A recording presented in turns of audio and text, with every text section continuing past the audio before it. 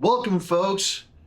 I'm Keith. I'm Alana. And this is Wine Class. No. No. It's not. It's Wine School. Wine School. Debrief.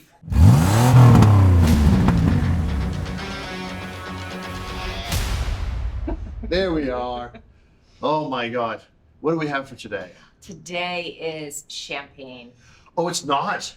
We're not doing champagne. I changed it. We're doing your class on bubbles, everything but champagne. Oh, Yes. Okay. And because of that, you at the end of this episode, you're talking about the champagne killers, the French bubbles that are as good as champagne but cost about half the price. Oh, that's good. Those are hot tips. Those are good tips. Pro tips.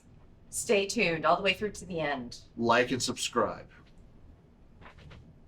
Yeah, on with the show. In the cellar, actually turning just centimeter by centimeter to make sure that all of the sediment doesn't get stuck. But yes, now they do it. They actually have a big pallet called a gyro pallet, yeah, which they use so they can do a whole pallet at once. But yeah. Add sugar. What kind of sugar are you adding? You can add grape sugars or actually regular sugar. Yeah. I talked for 15 minutes, you get wine. That's how it works. Okay, so now is Prosecco made in the champagne method? No, it's not. Champagne is this process. Remember, it all comes back to secondary fermentation. Prosecco is done in what's called the tank method. So instead of doing a secondary fermentation in the bottle, they do it in a big tank. And that's the tradition in Italy. So it's less expensive, it's less laborious, but you get similar flavors. So that is where we shall start. There's this white label on the neck. It says DOC or DOCG. This is the Italian signature for quality wine. So we're going to first take that foil off.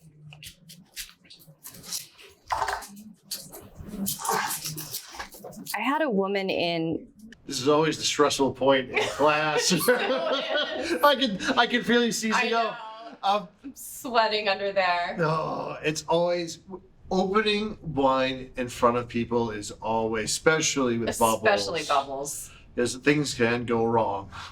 So let's see if you poke out anyone's eye. The last champagne class I did, and she collected the wire cages to make earrings out of. That was a new one. That was a new one. The last champagne class I did, and she collected the wire cages to make earrings out of. That was a new one. That was a new one.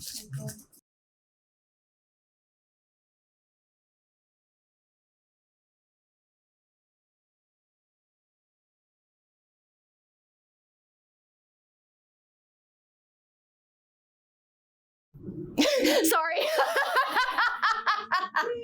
That wasn't as much I was hoping. That was a little bit tight, but you get the idea. When you... I did it. I did it. A little stressful, but I did it.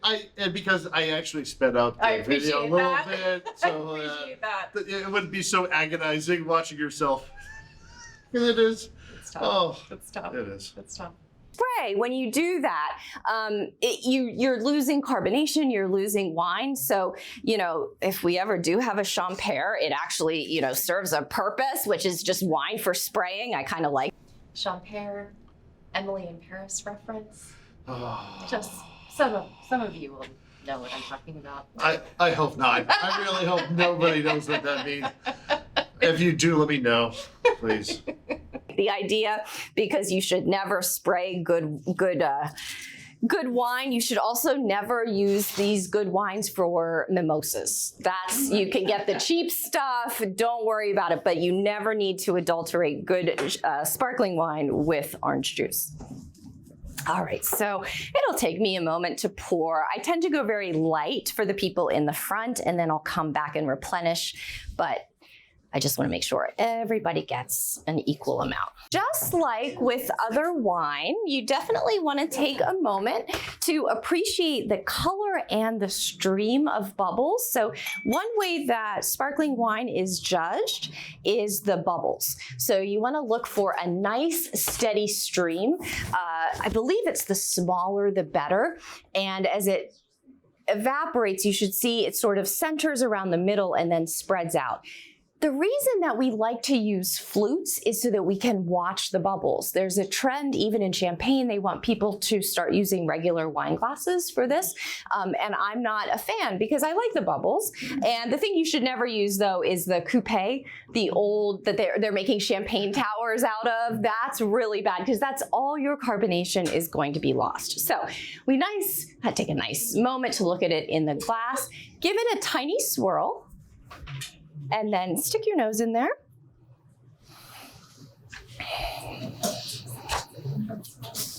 So notice how crisp it smells. It smells like fresh apples, fresh pear. There's some chalky notes in there. There's also some breadiness, some yeastiness. All right, let's go ahead and take a sip.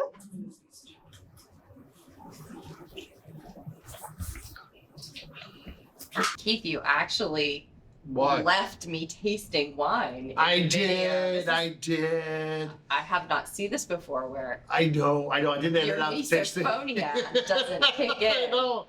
Well, bubbles are so lovely. And to be honest, your tasting notes on this were just so elegant and pretty that I couldn't edit that out. Oh, thank you. Even though I don't know. I'm sure a lot of people agree with me. The sound of people drinking, is super gross. But yeah, no. This one was really just lovely. wanted to point it out. Ah, lovely, right? So, Prosecco can be kind of the Pinot Grigio of wine. It can be relatively flavorless and kind of uninteresting. But if you look for wine from that DOC or DOCG, if it has that white strip on the neck, then you're going to get a very small organic type of winemaking. So this is a woman-owned estate. It's 100% organic. They do 4 months on the lees. Something that you hear a lot with sparkling wine is sur-lie aging. Sur-lie is another word for the sediment that falls to the bottom over time. So we end up with this sediment. This has a lot of flavor. So the longer you leave this in the bottle exposed to the lees, the more flavor you get. So sur-lie's aging, this is the characteristic champagne smell. When you talk about brioche, when you talk about grilled bread, that is from the sur-lie aging. And you can do this on white wines as well, but it is our characteristic champagne smell.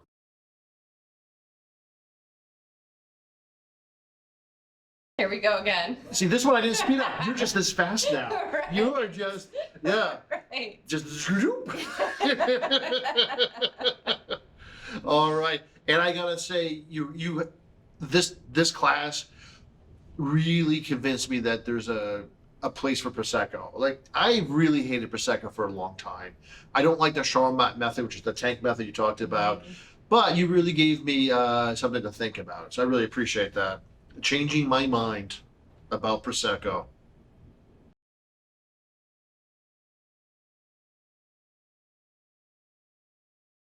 This is the Laurent Perrachon and Fils Crémant de Bourgogne. So this is non-vintage. Most champagne is non-vintage, okay? So what does that mean?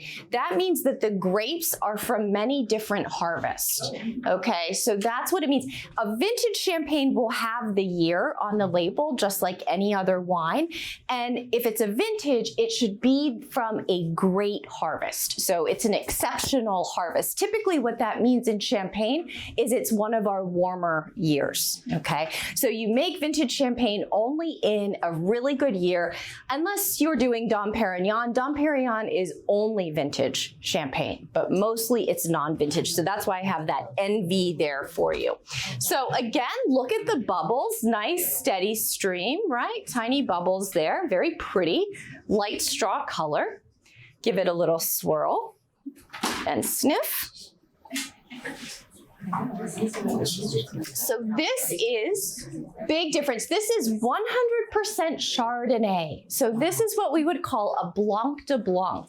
It is white wine from white grapes. So this is a sparkling wine, 100% Chardonnay. Notice how much more buttery it is. It's more ripe apple and pear. It's nice, and lots of we call this the lees aging or autolytic scents, the almond, the nuttiness, the hazelnut. Let's take a sip. That is so yummy. That tastes like apple tart. It's so delicious. So that is an insider secret, the Crémants. So these are method traditionnel, so Champagne method from any place else in France, just not Champagne. And the French drink a ton of this. Crémant de Bourgogne, Crémant de Loire, Crémant d'Alsace. You can find them all over, and they're great values. Another wine that the French drink a lot of is Nicolas Fouillet. If you've ever seen that, it's always in the local stores. It's about $30. It's a real champagne, but it's an everyday kind of sipper. Very, very easy.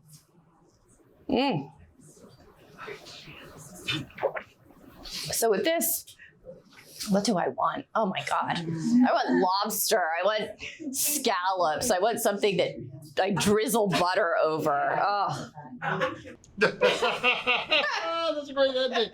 Yeah. I always want something to drizzle butter over. Oh, Why not? But it's never toast. That was great. So Crémant, that was the hot Key tip. term. Yes. Key term to look for in French bubbles. There you go. All right, that was a great. Super fun. Oh, yeah. Your tasting notes were fantastic. I really love this class. Thank you. All right. And thanks everybody for joining us. We'll see you again soon. Oh.